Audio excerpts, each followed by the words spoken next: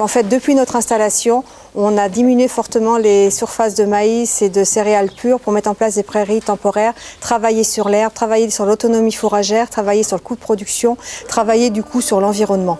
Et suite à ça, une fois qu'on a bien travaillé sur les prairies, on s'est dit dommage, on ne valorise pas comme il faut les prairies. Donc on a mis un séchoir en grange en 2005 pour valoriser au maximum la valeur nutritionnelle de nos prairies.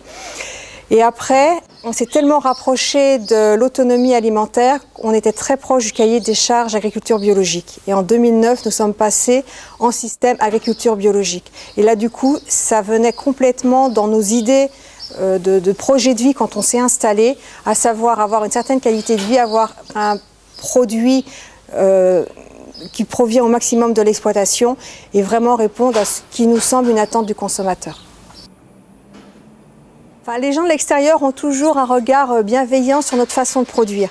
C'est vrai que l'agriculture biologique attire beaucoup de questions et beaucoup de sympathie de la part des consommateurs. Alors évidemment, le fait de passer en agriculture biologique, tout en gardant un système assez productif par vache, on est à 8000 kg de lait par vache, suscite des interrogations. On sent quelques petits regards par-dessus la haie, mais je pense qu'un échange avec nos collègues permet de bien faire comprendre notre système et du coup même sans convertir les gens, mais les interroger sur leur façon à eux de produire. Et suite à ça, par exemple, on a des collègues agriculteurs en conventionnel qui utilisent notre bineuse, qui regardent notre façon de travailler nos cultures et qui prennent exemple ou du moins eux aussi se rapprochent de la limitation de produits phyto ou au niveau des animaux, ça peut être aussi des produits antibiotiques puisque j'utilise beaucoup les huiles essentielles et l'homéopathie par exemple pour des petites choses qui n'ont pas forcément utilité d'antibiotiques. Donc c'est vrai que ça pose aussi des questions et à discuter avec les agriculteurs, ça amène aussi d'autres personnes à diminuer également leur usage de produits antibiotiques. Après, le passage à l'agriculture biologique, au développement durable, tout en restant écologiquement intensif, se fait aussi avec des échanges entre voisins, mais aussi par les formations. On a eu divers accompagnements. On a peut-être eu d'abord celui de Ségrafo, le séchage en grange des fourrages. C'est une association qui regroupe des agriculteurs qui travaillent énormément sur les prairies et sur la qualité du foin séché en grange, comme on a pu voir tout à l'heure.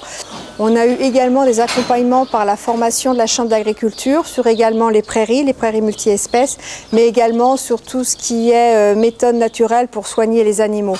Donc, un accompagnement extérieur nous permet d'avancer encore davantage dans notre évolution. Depuis qu'on est installé, depuis 1993, on avait dans l'idée, ça faisait partie de notre projet de vie, d'avancer vers ce côté environnemental tout en restant productif malgré tout. Donc en fait, on a toujours eu ce but, cet objectif. Après, il y a peut-être eu évidemment des phases ou des virages un peu plus difficiles à négocier.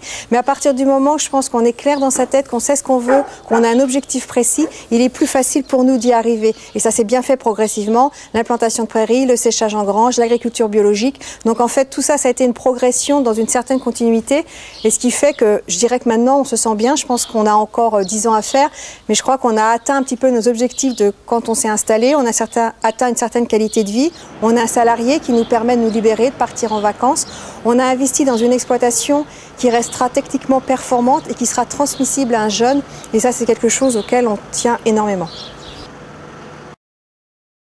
Nos 20 ans d'installation nous ont confortés dans nos projets de départ. Aujourd'hui, nous avons 4 enfants, 2 installés par le milieu agricole, 2 qui ont un projet d'installation dans les années à venir. Et je pense qu'on est fiers de ce qu'on a fait, on est fiers de ce qu'on est.